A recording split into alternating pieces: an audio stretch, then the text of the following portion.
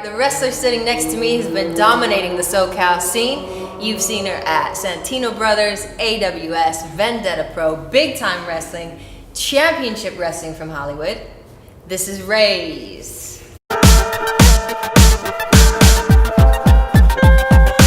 Super excited to have you here on Heavy Wrestle as the first guest. Thank you. Thank you for hanging out with me today. Heck yeah. The first time I saw you was in a match against Shelly Martinez. I was excited to see Shelly, and then your music came on, and I was like, who's coming out? Who is this? I don't know this person. And then you came out, and I was like, Shelly's about to get murdered right now. Shelly's gonna get murdered. Nice to know you, Shelly. Sorry, Shelly. I've seen you in many matches since then, but one that really sticks out to me is in Anything Goes match against the bad dude, Tito Escondido. Yeah. There were guts, there was blood left in that ring that night. That was intense, let alone being an intergender match. All right, so what's the deal? Have you just completely dominated all the females in the scene? And why are we not seeing more girls fighting the guys? It's a good question. I don't know if I've necessarily dominated all the females in the scene. I've definitely wrestled a bunch of them.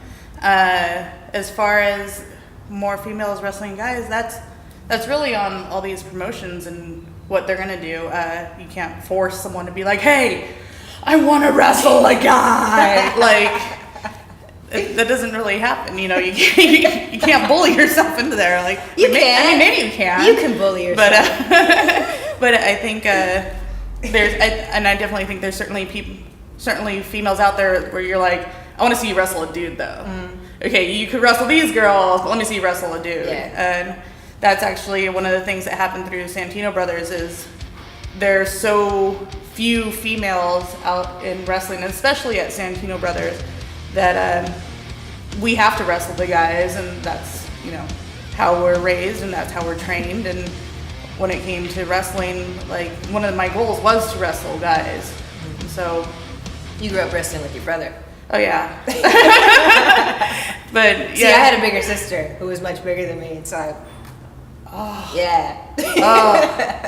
Toss her around too. But hopefully, I mean, I am largely in love with intergender wrestling. If I could wrestle guys, I'd wrestle guys all day, every day. I love wrestling girls too, but I feel just size differences. I am pretty tall. I mean, you notice I'm pretty tall. Kind of big.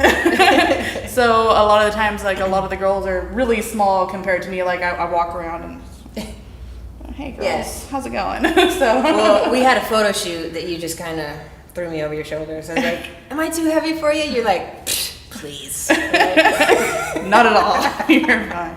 I grew up watching wrestling. I grew up wanting to be a wrestler. I loved like Moolah, Sherry Martel, Bull Nakano. I had a life-size teddy bear that I literally like beat the stuffing out of, and like I would wrestle that.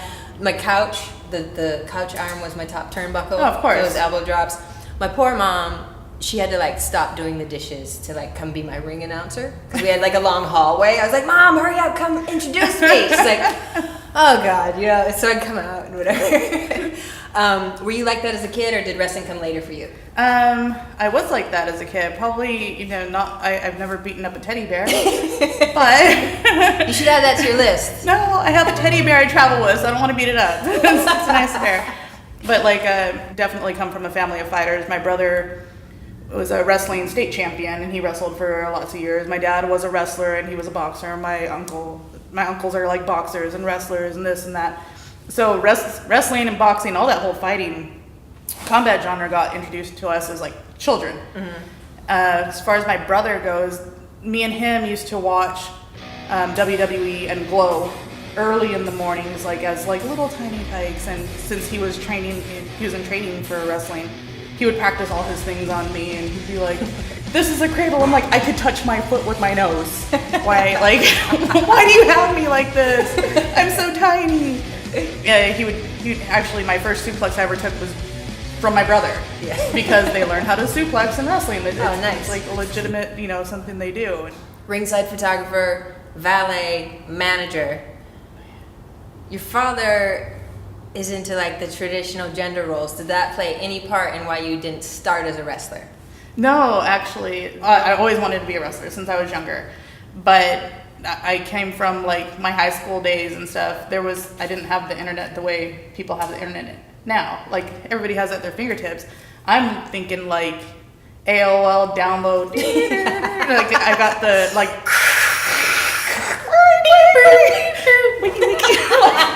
Like we had the the old AOL stuff. So you're looking up things and it takes 5 years to pull up a page. I would watch WWE and I remember Shawn Michaels would have like his wrestling school number on his back of his shirt, and I'm like, pause, rewind, pause, rewind. Like I can't get it. Like I never knew how to figure out how to like be a wrestler or go to training schools. But now information's like everywhere now. So now it's super easy. You wrestled for Wildkat Sports in Louisiana, Championship Wrestling of Arizona, and then like scattered across California.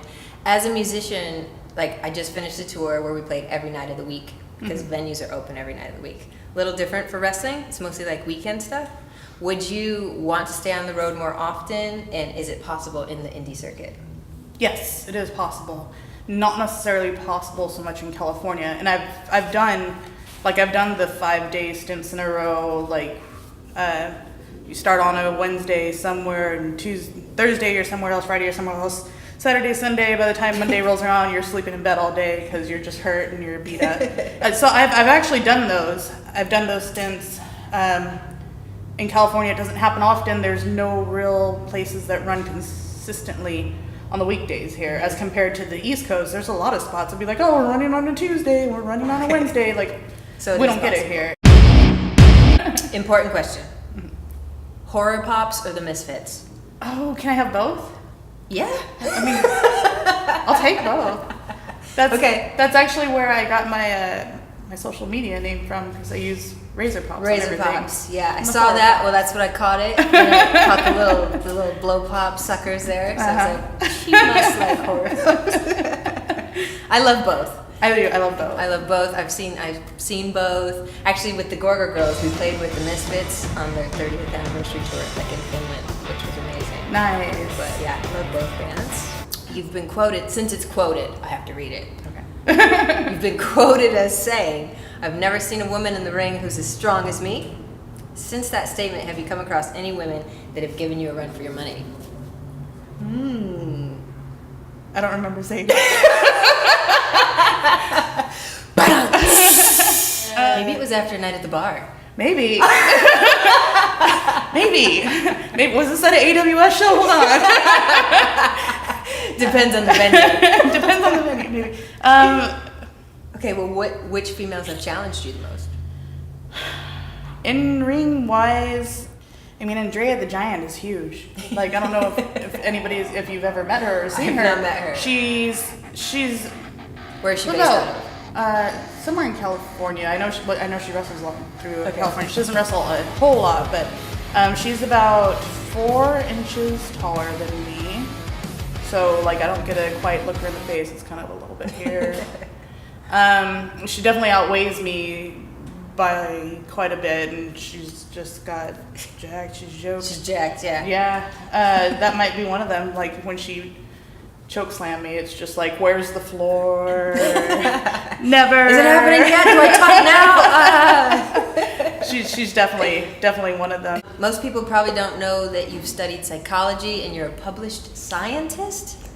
How much of a role does psychology play in your matches? A ton. I think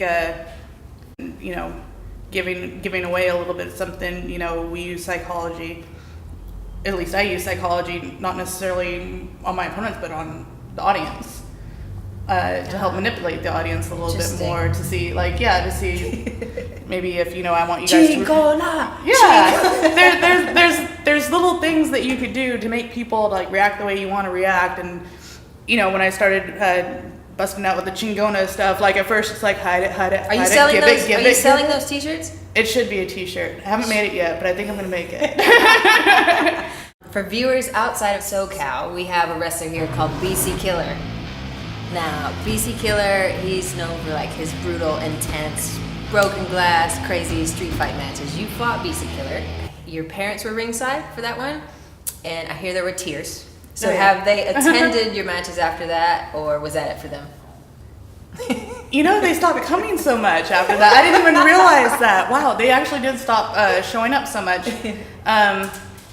Beefy Killer is a big man. He's such a big man. Mm-hmm. My parents were actually either front row or second row ringside, and I've got everything beat out of me in that match. They haven't come a lot. Now that, like, I didn't even realize that until you bring it up, but they haven't come a lot since then. They went to a couple of the fun shows, like the Midget Manias and stuff like that, but no, they really haven't. Well, maybe now today. I mean, Mom, Dad, what's up? Come to the shows more often. Now, we're going to take to the streets. We're going to take to the people at home in a little segment that we like to call This is Awesome! Today's first question comes from Michael. He's tuning in from Saginaw, Michigan.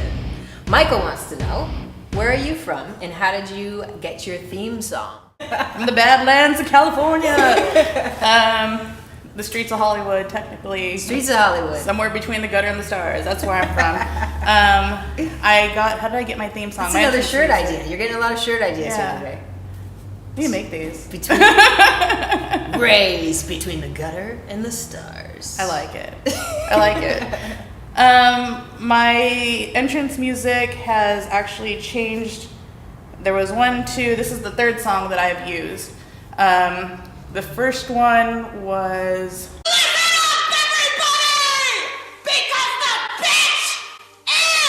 up everybody because the bitch is back, and it's like almost like Nightwish. That's what the band sounded like. Second one was Lars Fredriksson and the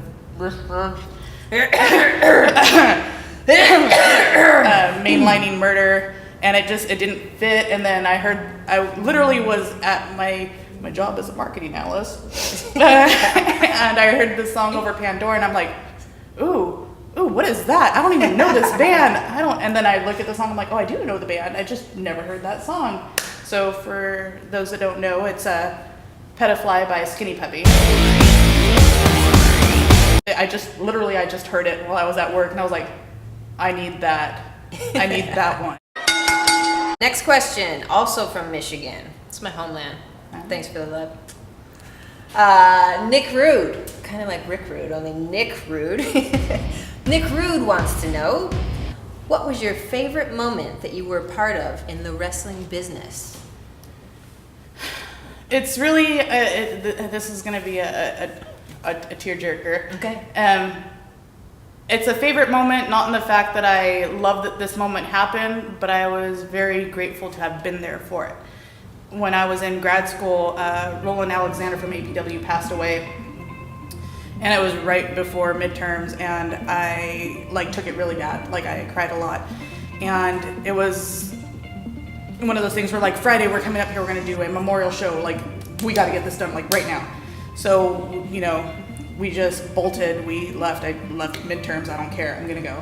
And we went up there, and we were in the Roland Alexander Memorial Show, and just being there with so many people came together and put aside their differences, and if they had heat with each other, it was all just being meshed out. And there were so many people at the APW garage, and there was a chair that they passed around to everybody, and everybody signed the chair. And APW garage closed down right not that long afterwards. But it wasn't, like I said, it's not necessarily something that was a joyous, but I was glad I was there for it, and it was actually part of that. Yeah, it was a huge moment. I felt like a really good unifying moment for a lot of people.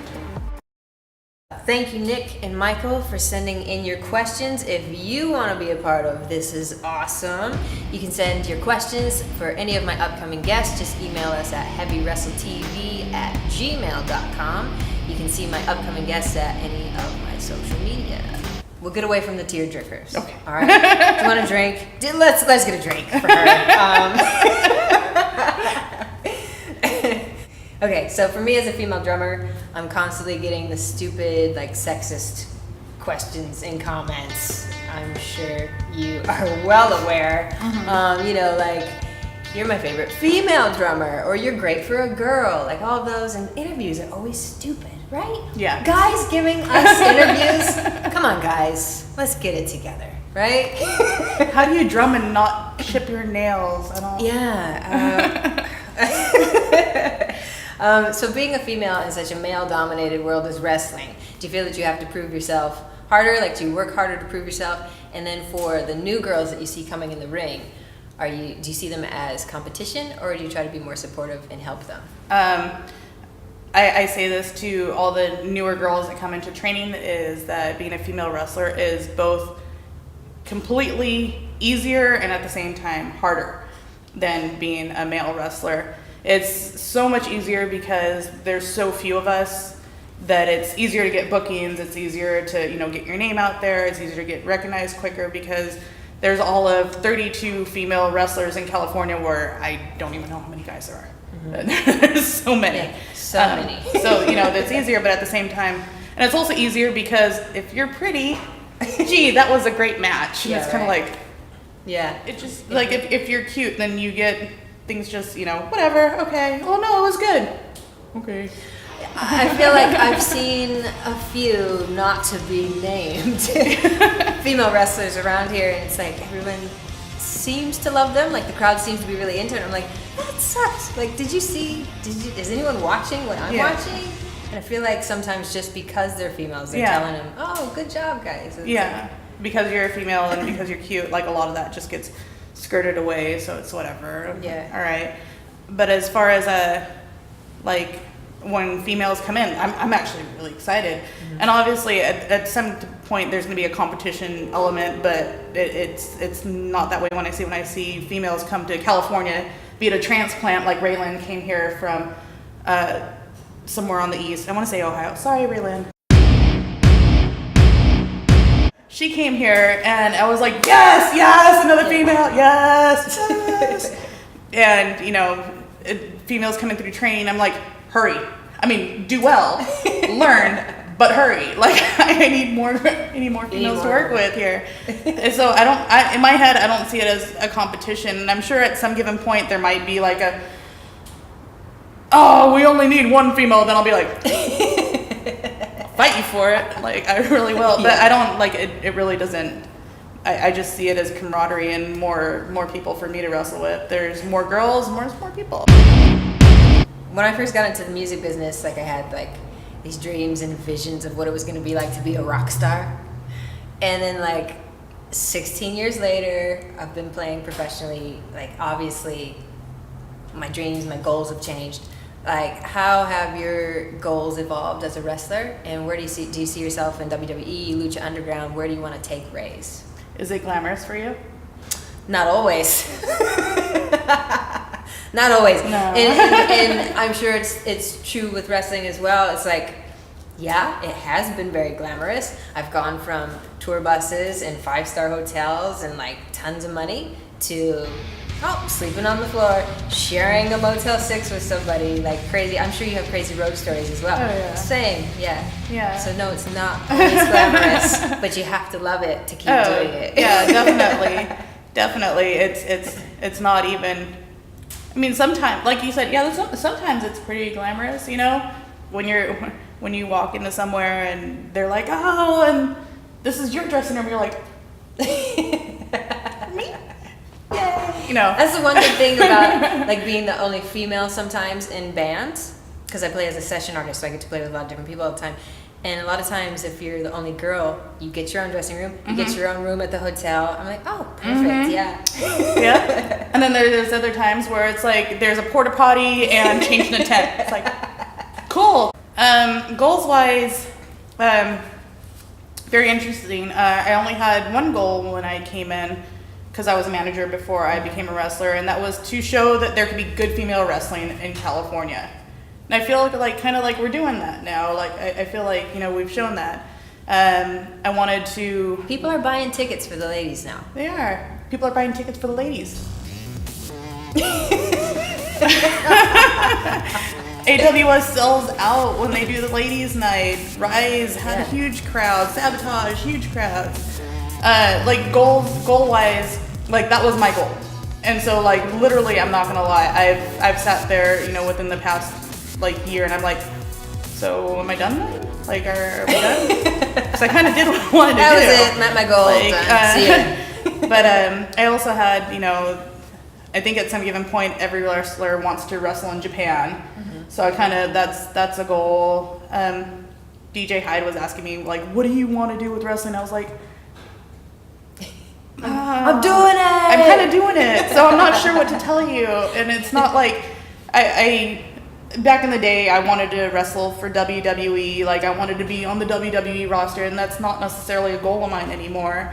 And not saying that I'd be like, oh, WWE. If you could have wrestled anyone from back in the day, like who's your dream match? I think that would always be like, that's like China. Get my ass whooped by China.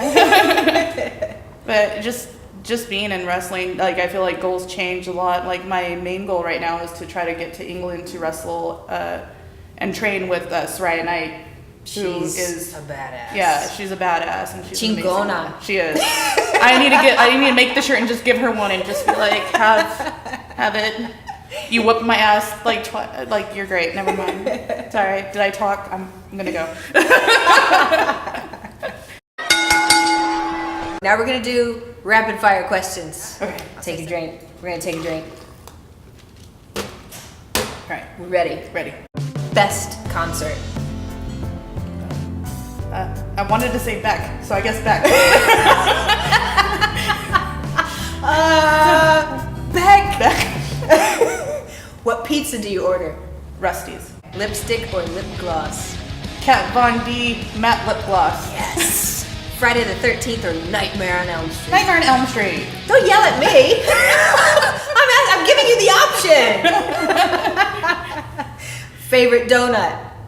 Oh, Spud Nuts right now. Favorite band?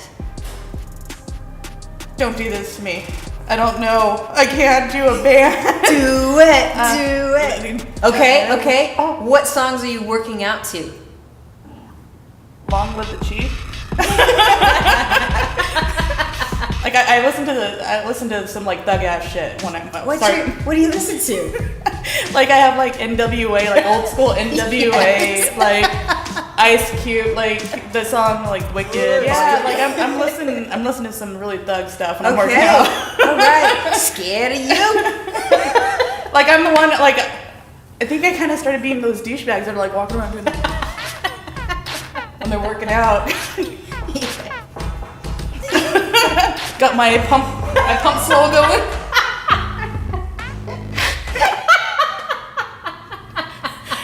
Hey, you gonna use those?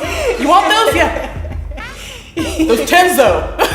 No, I'm talking about them 10s though. Those 10s. Then you have your one leg up, one pant leg rolled up, the sweats. Yeah. Got one up, got the other one down. What you do with them 20s though? Yo, can you spot me for a second?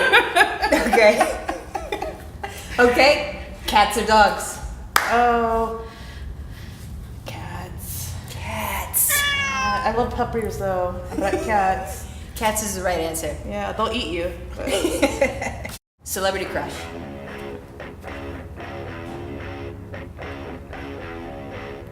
I don't know. I don't know. Stumped you. I am stumped. You can tell the truth. I feel like you have a celebrity crush and you're just scared to say it. I don't. Like it was Beck. Like you thought of Beck. I don't know. Beck or NWA, same difference. Lucifer from Lucifer. All right, we're about to wrap it up. I want to thank all of you guys out there for tuning in to the very first episode of Heavy Wrestle. Raze, thank you so much for hanging out here with me today, spending your day here. I know you went to the beach and now you're here. I mean, this isn't as fun as the beach, but it's still fun. Anything you want to say before we shut it down? Support women's wrestling. Support indie wrestling. Support intergender wrestling. You heard it. You heard her. See you on the next episode of Heavy Wrestle.